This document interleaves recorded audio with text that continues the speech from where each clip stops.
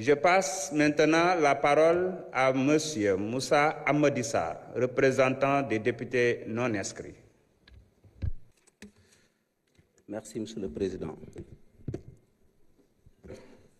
Monsieur le Président de l'Assemblée nationale du Sénégal, Monsieur le Président de l'Assemblée nationale de la République de la Gambie, Monsieur le Président de l'Assemblée nationale de la République islamique de la Mauritanie, Monsieur le Vice-président de la Chambre des représentants du Royaume du Maroc, Monsieur le ministre du Travail, de l'Emploi et des Relations avec les institutions, Messieurs les anciens présidents de l'Assemblée nationale du Sénégal, Mesdames et Messieurs les députés, chers invités. En ce jour solennel, c'est avec une immense fierté et un honneur partagé que nous, députés de la Nation, vous ouvrons les portes de cet auguste hémicycle, symbole vivant de la démocratie, incarnation de la souveraineté populaire et foyer ardent du dialogue républicain.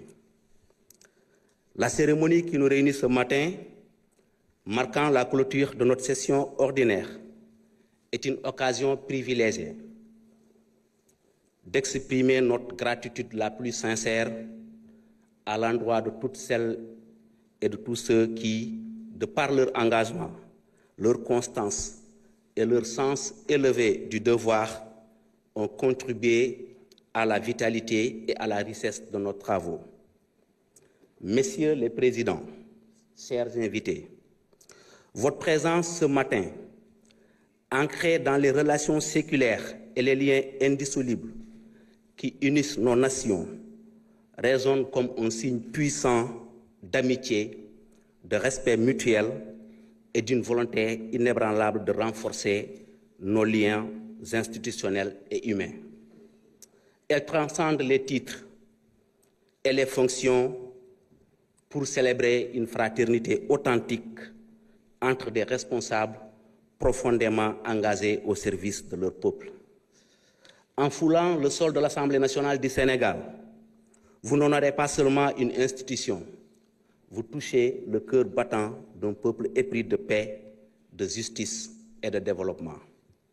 Permettez-moi, au nom de tous les députés de l'Assemblée nationale, de vous renouveler notre profonde reconnaissance pour cette marque insigne de considération, mais également de vous assurer de notre disponibilité entière à intensifier les échanges, à mutualiser les expériences et à forger des collaborations fructueuses entre nos institutions respectives. Nous sommes fortement convaincus qu'à travers des gestes de cette portée, c'est toute une dynamique d'union, de solidarité et d'intégration qui se construit au bénéfice de nos concitoyens et au service d'un avenir partagé plus harmonieux. C'est ensemble, par une diplomatie parlementaire active et une coopération institutionnelle soutenue, que nous pourrons ériger les fondations d'une Afrique résiliente, souveraine et tournée vers l'avenir. Mes chers collègues députés, la rencontre symbolique de ce matin marquant la fin de la session ordinaire est aussi l'occasion de raviver les valeurs qui fondent notre action publique. Le respect des différences, l'écoute mutuelle, le dialogue constructif et la recherche constante de l'intérêt général. Mesdames et Messieurs les députés, dans un contexte marqué par des attentes sociales pressantes, une recomposition de l'espace politique et des mutations institutionnelles en cours, nous avons constamment plaidé pour la retenue, l'écoute mutuelle, la concertation et la responsabilité collective.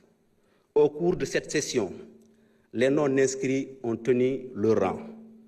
Loin d'une opposition systématique ou d'un alignement aveugle, nous avons porté une voix singulière, exigeante, mais intrinsèquement constructive, guidée par un seul impératif, l'intérêt supérieur de la nation.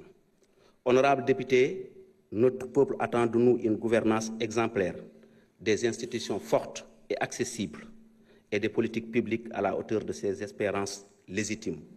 Il nous incombe de répondre avec courage et détermination aux urgences sociales, l'emploi des jeunes, l'accès à la santé, la sécurité des territoires, l'amélioration du pouvoir d'achat et l'instauration d'une justice équitable et impartiale. Nous sommes convaincus que c'est par la voie du dialogue républicain, le respect des divergences et le sens aigu du bien commun que nous pourrons consolider la cohésion nationale et restaurer la confiance entre les gouvernés et leurs gouvernants. Que vive l'amitié entre nos peuples, que vive la coopération entre nos institutions, que Divine Providence bénisse nos efforts communs pour l'avènement d'un avenir meilleur. Je vous remercie. Je vous remercie, chers collègues.